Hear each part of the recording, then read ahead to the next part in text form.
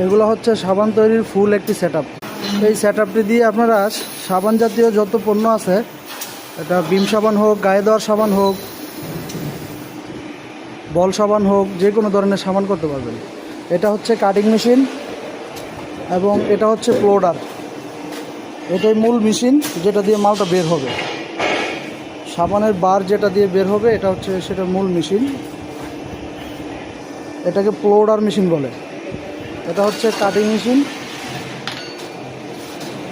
এটা হচ্ছে stamping roller, এটা হচ্ছে স্টাম্পিং মেশিন।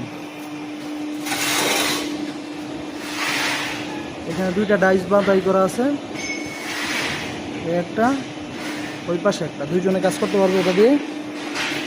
এই হচ্ছে একটি সেটআপ। এই পাশে একটা আছে, এটা হচ্ছে হাইড্রোলিক স্টাম্পিং।